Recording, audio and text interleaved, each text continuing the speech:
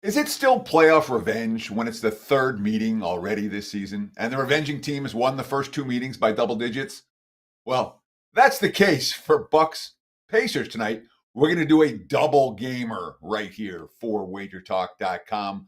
Bucks Pacers, Clippers, and Pelicans. Let's break it down right here. Before I get started, we appreciate the likes very, very much. Comment below.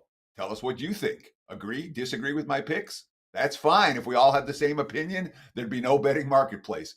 Tell us what you think with a comment below, and be sure to join the nearly 200,000 of you who have already signed up and subscribed to the Wager Talk YouTube channel. If you haven't subscribed, do it now. Appreciate the likes, appreciate the follows, appreciate the comments. And of course, it is $5 Tuesday at WagerTalk.com. We'll talk more about that later. Right now, let's start with the Pacers and the Bucks. Of course, Indiana beat Milwaukee in 6 games last year, the first round.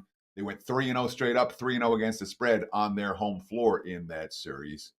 The first two meetings this year, well, the Bucks have gotten their revenge. 2 double-digit Milwaukee victories. We've got Indiana on the second of back-to-backs. They got run out of the gym by the suddenly surging Bulls last night. And of course, the Pacers in the second of back-to-backs have not been good. They rank number 28 in the NBA in winning percentage in the second of back-to-backs, just 2-7 ATS. Only the Bulls and Knicks have been worse. They're both 2-8 ATS. So Indiana near the bottom of the league. Now, Rick Carlisle did pull his starters early last night.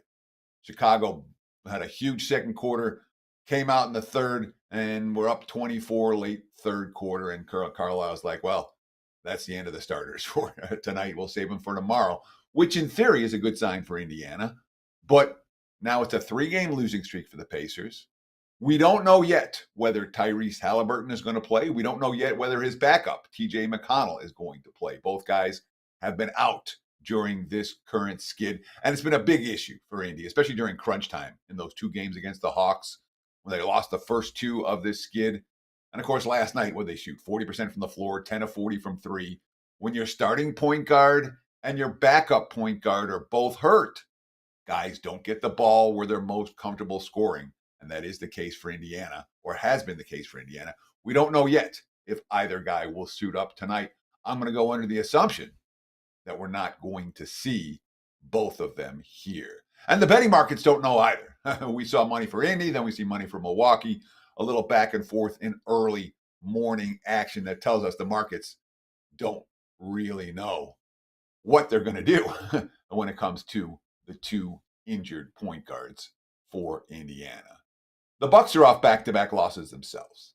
You know, they had a 6-game skid back in October or early November. They had a 4-game skid in late January, early February. Every other losing streak this year ended at 2 games. Before I talk more about Milwaukee, I do want to let you know about that $5 Tuesday special at WagerTalk.com, at SportsMember.com as well. Every participating capper has a $5 best bet available. Mine is in college hoops tournament action for tonight. You can get it right now at my page, wt.buzz/TC. Expires tonight at midnight. 10 days of flex picks for the price of 7. This flex picks is pretty cool. It really is. You just buy 10 days of picks and you can choose any day. I want this guy's picks. I want that guy's picks. I'm going to ride Teddy. It's all up to you. Again, 10 days of flex picks for the price of 7. You can get that right now on my page, wt.buzz/TC. And of course, if you're looking for live odds, the brand new oddslogic.com screen is phenomenal. Oddslogic.com/Teddy. Get you a 7-day free all access for Odds Logic. Give you an idea what a line service can do for you during college hoops tournament season. So the Bucks really, they lost both ends of a home back-to-back. The Magic beat them, and then the Cavs beat them this past weekend. They won 8 of 9 prior to this current 2-game skid. Doc Rivers not amused after the last loss to Cleveland. Quote, "You don't win when the ball stops. I don't care who it is. Ball movement, trust it, uplifts your entire team. I don't think we did that tonight. When you move the ball more, the shots become easier for the guys taking them." So that, in my mind, is something correctable for Milwaukee. They're 0-9 this season, the Bucks, straight up against the Cavs, the Celtics, and the Knicks, the top 3 teams in the East. 0-9. Against everybody else, 37-18. I think Milwaukee's the better of these two teams. I think the better of these two teams right now. And with Halliburton and McConnell both questionable and probably not a midseason rhythm, if they do play tonight, it's Bucks or pass for this better in early start NBA action for Tuesday. Now we're going to talk about the Clippers and the Pelicans. Again, if you haven't done so, like, subscribe, comment. We appreciate you sharing your opinion. It makes all the difference in the YouTube algorithms. And of course, when it comes to WagerTalk giving out free play videos, I don't know how many of these there are. It feels like there's dozens every day. If you like this type of stuff, subscribe to the channel. Give us a thumbs up. We appreciate it so much. So we have a playoff team versus a lottery-bound foe as the Clippers take on the Pelicans. But the point spread is always the great equalizer. And there's a trend here that is absolutely worth noting. I'm going to save it for just a minute because it's 10-0 the last 10 tries, and it's in play tonight.